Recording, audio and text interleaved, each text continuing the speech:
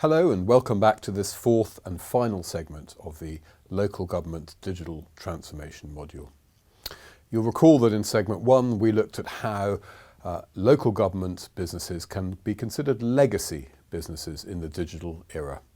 In segment two we then looked at how enormous efficiencies can be achieved by thinking correctly about the use of emerging digital technologies to share common functions, processes and general activities.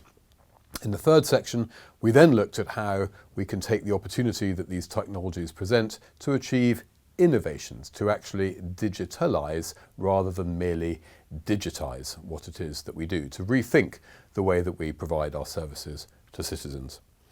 In this final segment, I would like to do a deep dive example of how maybe it's possible to achieve both of these things. In other words, enormous efficiencies and innovation, both at the same time.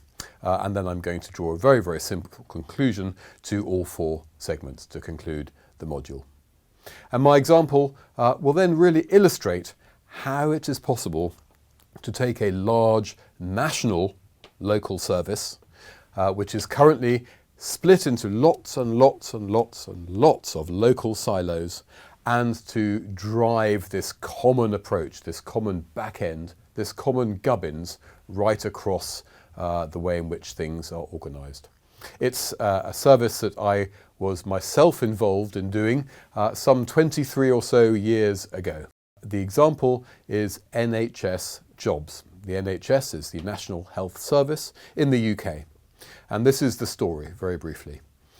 In 2003, the Department of Health that runs the NHS noticed a new and exciting technology service. They were online job boards. I'm sure all of us are familiar with those agencies, online job agencies, if you like, because they're ubiquitous now. Unfortunately, at the time, the Department of Health's response to the emergence of these new technologies was to think about how it could build its own job board, its own technology for use within the NHS. And at the time, we were a very small organisation, and in response to a tender put out by the Department of Health inviting organisations to bid to rebuild a job board within the NHS, we came up with a different idea. And to their credit, to their enormous and lasting credit in the department, they said, come and talk to us about how, in hindsight, I would say we proposed to digitalise rather than merely digitise this service. So, NHS Jobs is the online recruitment service today for the National Health Service. We have 650 very large and powerful NHS trusts, hospital organisations, if you like, that deliver healthcare across the United Kingdom. The National Health Service is one of the largest employers in the whole of Europe. There are many, many people that work for the NHS. Previously, recruitment in the NHS was all done at local level, 650 times over and over and over again.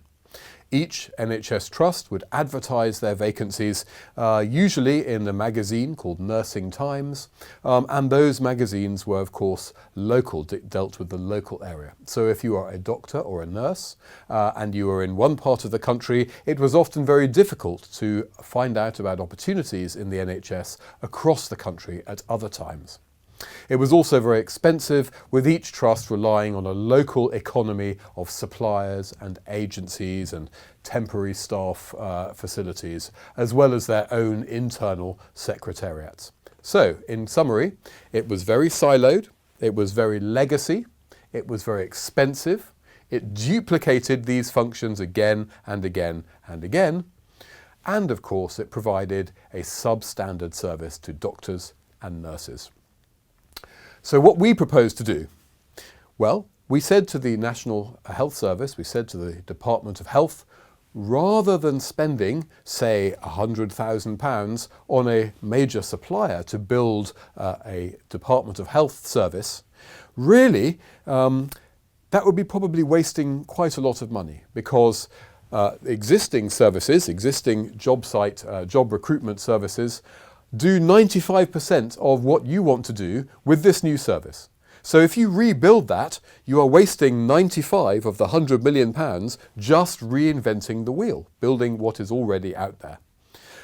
So you've wasted £95 million before you even start. And then, once you have spent your £100 million, then you still haven't achieved anything. Why? Because you have to persuade 650 very powerful NHS organisations to abandon their nice, cosy, old-fashioned ways of legacy, ways of doing things, and to start to consume this common service centrally, the way in which people might consume Google. How are you going to do that? And of course, if you think about it, platform organisations are those where we have to persuade people to come on board and consume our services. If you think about many platform services in the digital era, they have high advertising budgets and they give away services to begin with because they have to persuade people to start to participate, to not reinvent the wheel, but to actually use a common way of doing things. And so, to their credit, the department listened. And what we did is we actually we formed a partnership with one of these job boards. We did a service wrap around their existing service. We customized the service, and then we took responsibility over a 1-year period for driving the service out across all of these silos, going to literally door to door to about 8 or 9 NHS organisations every single week. And we offered them the service for free. That was the key. It was centrally funded. They didn't have to procure it themselves, tie themselves in knots with lawyers. It was centrally funded with free, centrally funded training also. So all they had to do was just consume it like Google. If you wind forward to the present day, I'm convinced this service has saved in excess of £13 billion. Not million, but £billion.